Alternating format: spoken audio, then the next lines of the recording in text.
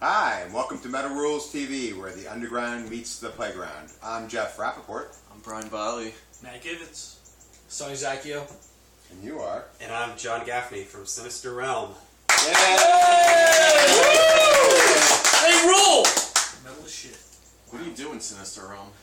What do I do in Sinister Realm? I'm the bass player and I'm the founder, the songwriter, bass player. These players are important, guys. Yes. Matt's a bass player. Yes. All right. Now, do you feel you're a European metal band trapped in a Pennsylvania metal band's body? Yeah, well, all the bands that I listen to, are European, and I've always loved, the European metal sound. Most of my favorite guitar players are European, Blackmore, Schenker. So, in a lot of ways, I do feel like, we should be living somewhere in Europe rather than Lehigh Valley, Allentown, Pennsylvania. It's funny because, we also had Power Theory on the show, too, and who are also... Love those guys. Yeah, they're in a similar vein of music and everything like that. And those guys are, also probably feeling the same exact way as you guys are. Like, You know what's ironic, though? I talk to people from other countries, and I have friends that are big fans of American metal, like 80s American metal. Like, they seek this stuff out. Like, it's like, it's classic American metal. Bands like, Manila Road and Medieval Steel. I think they were an American band. Bands like that, So, I guess it's, it depends on where you live, people over there here. So, hey, I'm proud to be, defending the flag for American metal, Definitely. I know you're in the thing that Brian likes, because Brian likes singers. Yeah. He likes to, sing. yeah. Fool me. He's sick of the barking and the yelping and the... Yeah, I Not a like fan. some of that stuff too, but it's just like it gets old. It's a bit much. Yeah. Yeah, it kind of makes it monotonous. I think screaming. Uh-huh. I think that's the problem. But then with screaming music, I guess it gets a lot more technical with certain bands. It kind of kills it for me. I don't know, when I hear a band like that. Like, the music's always awesome, and then I'm like, here comes the singer. I'm like, I'm not interested, It just kills it for me. I don't know. It seems like a throwaway, like they're just throwing it away, like, you should do something with that. Yeah.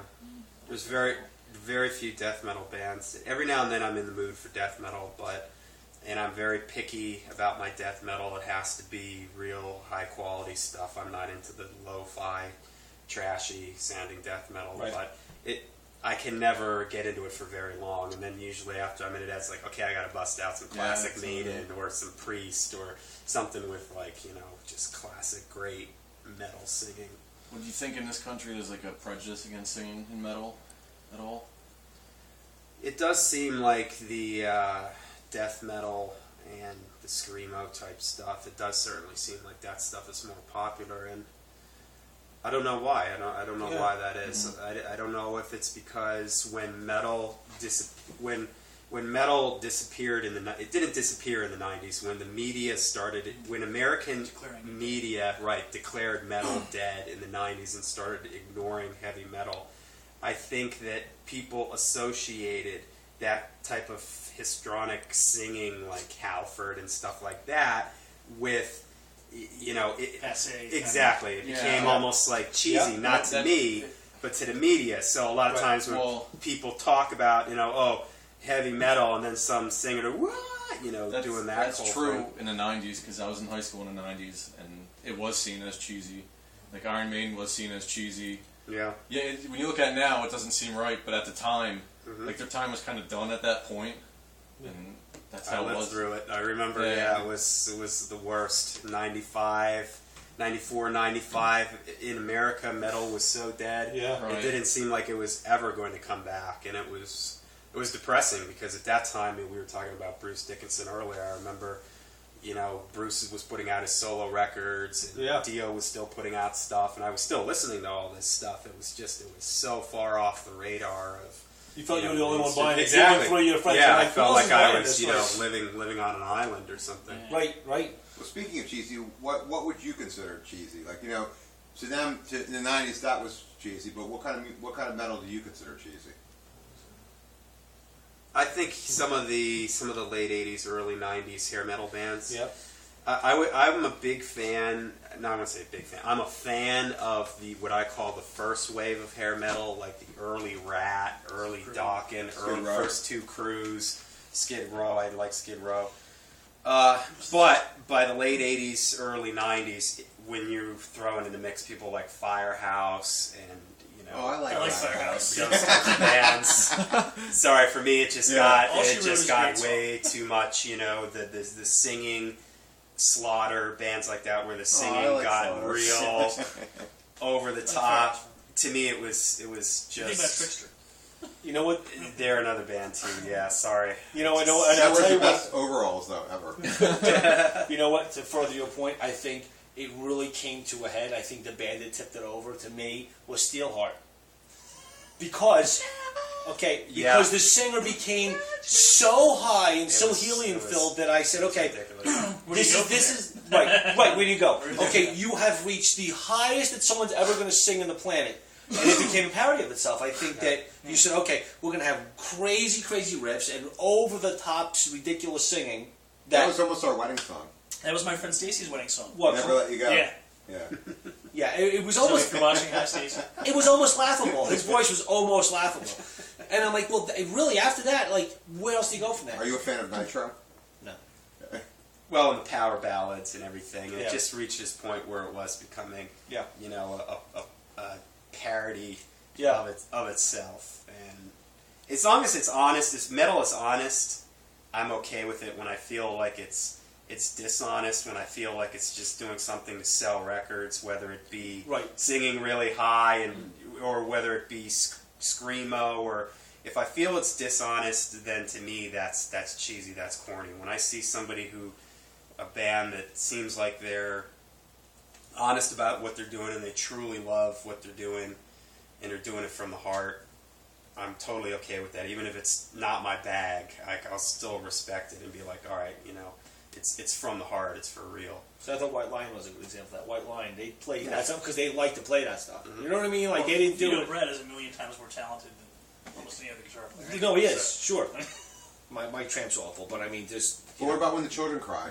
Yeah. Then I let them cry, shut the door. Shut up! I'm listening to Maiden! They'll stop crying eventually, trust me. Yeah. Just ignore them. Pride is a very good album, though. Go buy it. Yeah. Now, do you think the younger generation understands metal? From what you've seen in shows with younger people? I think that there's been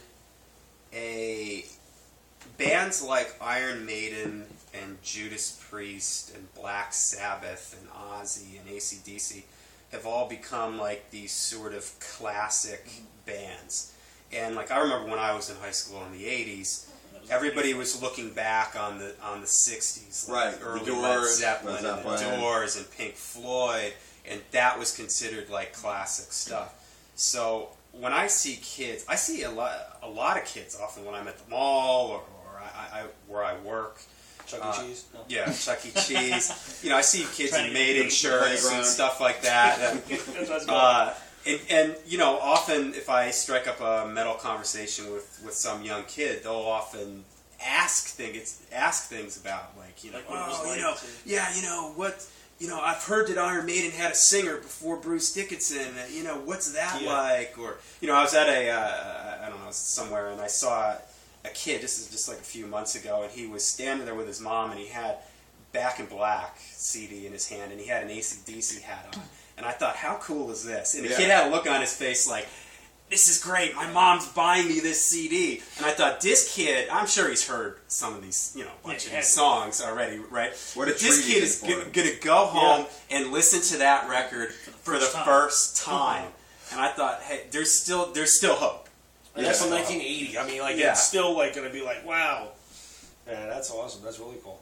But it's funny. What kind of kills it was with kids with shirts and stuff. Is that like Hot Topics? Not that I have anything against the store, but you see shirts, even like Iron Maiden. So I'm like, there's people in the store that don't even know what that is. I remember fashion accessory. Right. Mm-hmm. I remember asking a kid a while ago somewhere at Megadeth. I said, "Who's that?" I'm like, "What?" Whoa. Yeah, I'm like, there's no principle. Right. How do you really don't know that? It's just funny how. But people are selling the shirts now, and they're buying shirts because they think that I want to be retro or whatever. They don't It's even know what a cool. band is. Yeah. Right, Yeah. right. No. Where is your Sinister Realm? Where is my Sinister Realm? Be Yeah. more specific, please. The ticket Yeah. spot. The danger In area. your world, where is your Sinister Realm? In my personal world, Yeah. where is my Sinister Realm? I don't know. That's a good question. No one ever asked me that before. Within or without? There's outside of me. I see the evil in the world. That's a lot of my inspiration. We have the name of our next CD, as of this moment, Don't as of get now, shot is at going to Dark be. Knight Rises. What's that? Don't get shot watching Batman. Is that what it's called? Yeah. Too soon. Too soon, but awesome. World of Evil. That's the tentative title for our next record. And so yeah, when I think of Sinister Realm, I think of what you just described, the world out there, the evil in the world, whether it be this Batman shooting or just turn on the news. You don't have to go very far. No. Look at your newspaper, and there's plenty of evil in the world. All right. On that note, we're going to wrap it up, and we're going to come back with part 2.